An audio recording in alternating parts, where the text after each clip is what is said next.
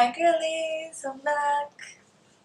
Today with a more positive message. I think I'll just put the pillow here for you guys not to see up my skirt or anything. But 2 episodes back, I think maybe 3, I talked about taking back our power and just being fucking fabulous and everything. This already feels so much better than the last episode. I hate talking about kind of like darker subjects and kind of like worst energies, but let's see if that video makes it up online. Sometimes we just need to acknowledge some darkness and let it go and then focus on the light. So I'm happy to be back with more upbeat happiness and vibes that I'm more comfortable in. So what I want to talk about is like the most woo thing, but it kind of is because it's kind of freeing. I was so like adamant about, oh my god, my hot neighbor, I'm gonna become the tiger, and I'm not gonna be scared to pursue him, because if I want something, I'm just gonna go after it, and fuck everything else, let's just be fucking slay and go after what we want. And I was really like that when I was a teenager, and I still stand by it 100%. If you watched my video about it and got inspired, trust me, it inspired me too, and I'm excited to be more like that in my life nowadays. But I talked about my neighbor, my hot neighbor, in one of those videos. And I'm 23. I've been living in this apartment building by myself for the past almost 2 years.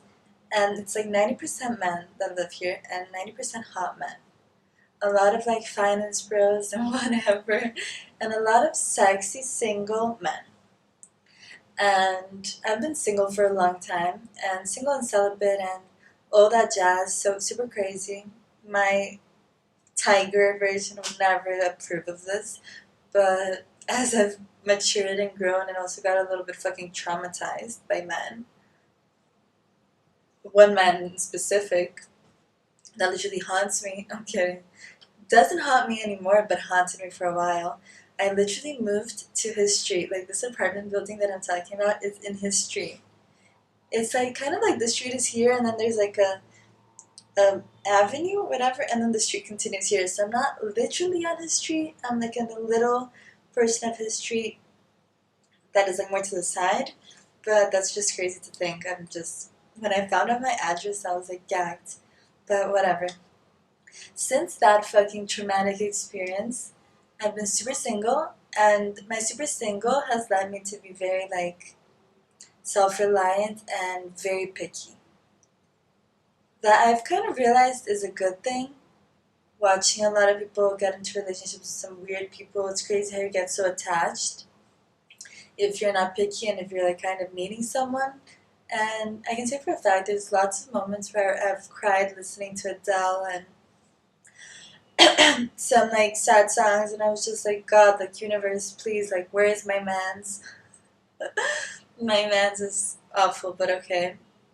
And then the more the time has passed, I've been like, oh yeah, I was able to like achieve and do some really nice things for myself by myself, and just really like be there and so present and so focused on myself that I know that if I was in a relationship, I wouldn't kind of have dedicated myself so much to this, because I have a pretty obsessive personality, and that's what I wanted to talk about. I've been single, celibate, whatever, but I've gone through some like really intense obsessions with these guys that I was like not even like in a situationship. I was like, people like, one of them was my neighbor. I like obsessed with him because we kept meeting like meeting each other in like the hallways and the street and whatever. And I didn't even know him at all. And I was like, he's my husband, whatever. I kind of got obsessed with like the finding my husband and thinking everybody could be my husband, and obsessing over people that I thought could be my husband. Mostly people that I didn't really know, because it's easier for you to like create your dream man when you don't know the person, right? And then when you know them, you're like, I don't think so. But and then I literally created the cycle. I said talked about this in an episode. I don't remember which one, that I went to a spiritual retreat with my family right after I was finally getting over like the big hump of the breakup, which took me a long time. If you're going through a breakup and you're struggling to get over it, trust me, it gets better. And I kind of had like a Kundalini awakening, which I think is the only thing that explains this for me. And like I hyper fixated on this guy that was playing drums in the band of the retreat, whatever. And I was like, oh my god, he's like the love of my life. He wasn't, not at all. And then I started college, and there was like a 44-year-old guy that looked exactly like him, but like he was hotter and like so funny and so attractive. And then I hyper fixated on him being the guy, and he wasn't, obviously. And then my neighbor looked exactly like both of them, and I hyper fixated on it again. And then I really just realized that the universe is giving me an opportunity for the third time's a charm, hopefully. It was actually, to overcome the cycle of like crazy obsession with these random men that all look alike. And I came to that realization last week, and I cut the cycle. I stopped thinking about it, stopped watching tarot readings about it, stopped fantasizing about it, and it just really sent me for a loop because I was like, bitch, I was kind of going through a little bit of like a crazy moment. Like I was, in the outside you would think, oh, like she's fine, and in my head I was just like thinking that all of these random men who were like my future husband to be, like, where was this obsession coming from? Like, and I'm finally like, oh my god, girl, I'm happy that you're over it. Like, you don't need a husband right now. Everything is happening exactly as it should be. The universe will make me cross paths with a man that is loving and kind and that I can obsess with in a real way, not like in a mental way. And no, let's cut it. No more obsessing over anybody, because obsession, I think, is deep rooted in some kind of lack or something. I feel like for the fact that I had been single for so long and I wasn't really used to being that single, and then I started like really feeding my mind with all of like the twin flame husband and like all the Christian things, because I'm very spiritual and like God and everything, but I'm not very like religious. Like, and I started becoming kind of like more like I should wait for the husband and whatever, and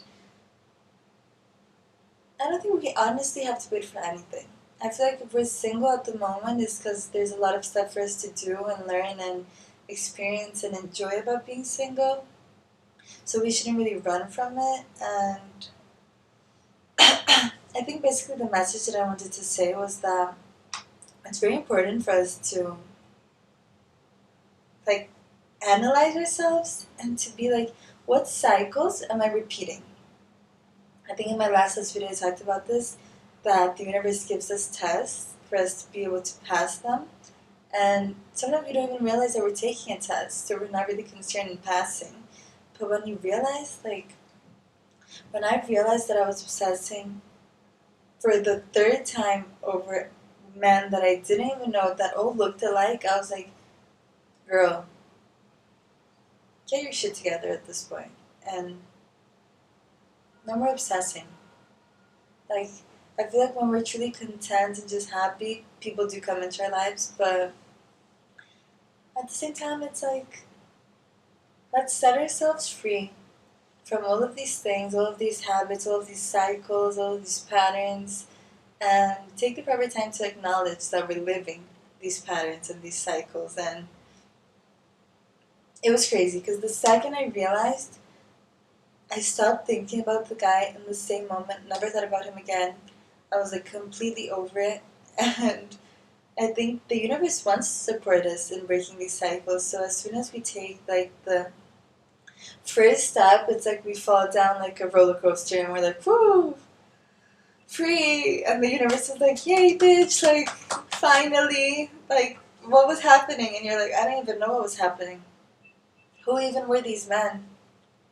But I feel like it served its purpose because I was longing and I was wanting, I think, to feel love in that way. But at the same time, I hope you guys are not watching this video on my last video and being like, why am I even listening to this girl? She's like, but I guess we can be enlightened and also go through weird things, and there's anybody out there that is like, I'm not overcoming some weird things and I'm not going through difficulties and patterns and breaking habits, is I feel like basically because they don't have the will or they don't want to acknowledge that they are.